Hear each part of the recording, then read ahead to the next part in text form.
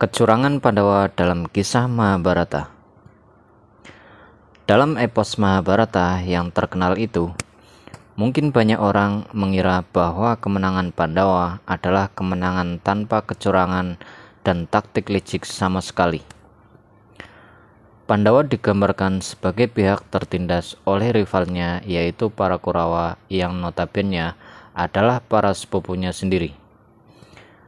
Gambaran pihak tertindas diperkuat jumlah 5 lawan 100 orang.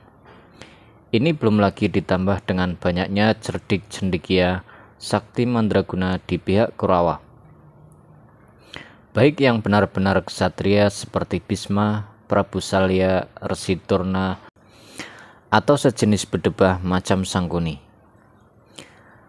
Kemenangan Pandawa dalam kisah Mahabharata sesungguhnya sudah didesain sedemikian rupa sejak lama oleh para dewa.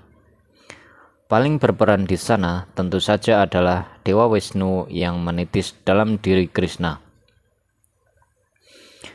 Desain sudah dirancang jauh sebelum perang besar antara saudara terjadi di lapangan Kurukshetra. Kematian para tokoh besar kaum Kuru pun banyak terkait erat pada peristiwa dendam kusumat masa lalu. Bhisma dan Resi Durna yang memiliki tingkat kesaktian tak terkalahkan ditaklukkan oleh tokoh-tokoh yang sesungguhnya biasa saja. Jika kita membaca komik Mahabharata gubahan R.A. Kosasi yang legendaris itu, kita bisa dengan mudah melihat bahwa kecurangan dan kelicikan sesungguhnya tidak didominasi kaum Kurawa saja. Pandawa pun melakukan hal itu. Contoh pertama, mungkin apa yang terjadi pada Ekalaya, seorang raja yang sanggup membunuh Arjuna. Ekalaya membunuh Arjuna bukan tanpa sebab, melainkan akibat kesalahan besar Arjuna sendiri. Arjuna hendak mengawini istri Ekalaya ketika meminta pertolongan Arjuna di sebuah hutan. Istri Ekalaya sampai hendak bunuh diri terjun ke jurang, namun diselamatkan seorang dewi yang kebetulan adalah ibunya sendiri. Ekalaya sosok ksatria yang memiliki kepandaian tinggi. Ketika muda, ia pernah berniat belajar pada Resi Drona, namun ditolak karena Resi Drona telah bersumpah tak akan mengangkat murid selain dari Pandawa ataupun Kurawa. Keinginan Ekalaya belajar pada Resi Durna pun begitu tinggi, hingga meskipun ditolak, akhirnya ia memutuskan untuk belajar sendiri. Ekalaya bahkan sampai membuat patung Durna yang diletakkan di tempat ia berlatih sendiri itu. Hal ini ia lakukan agar ia selalu merasa tengah dilatih oleh sang guru yang sangat diinginkannya, yaitu Resi Durna.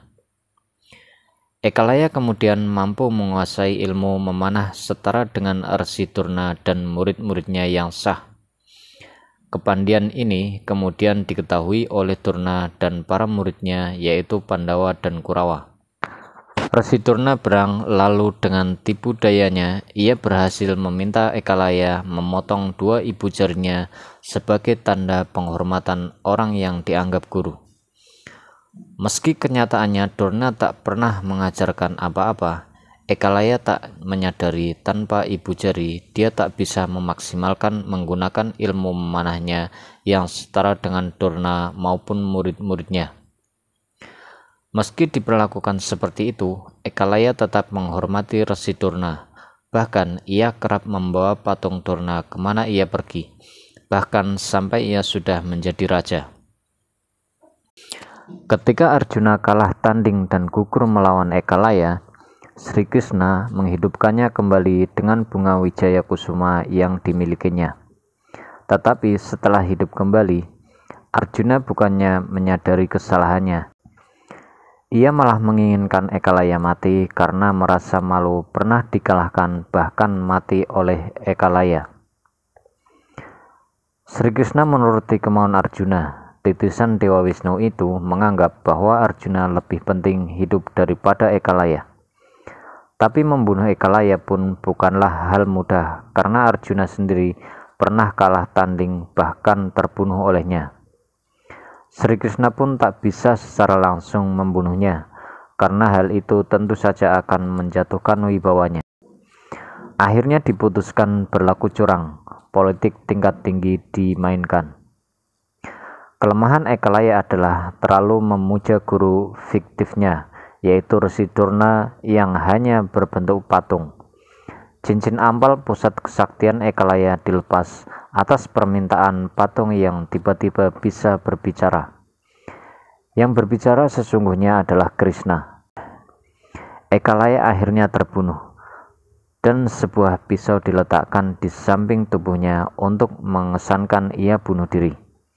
Menyaksikan hal itu, istrinya tercinta pun ikut bunuh diri.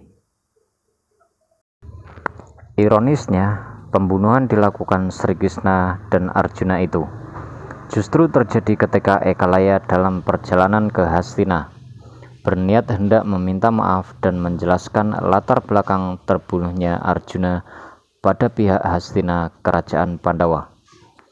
Kecurangan kedua pihak Pandawa adalah apa yang terjadi pada Adipati Karna. Selain Ekalaya yang mampu membunuh Arjuna adalah Adipati Karna. Trik dilakukan pada Karna bukan cuma terjadi ketika pecah perang Baratayuda, melainkan sudah terjadi jauh sebelum itu. Karna adalah putra tertua Dewi Kunti, saudara paling tua para Pandawa.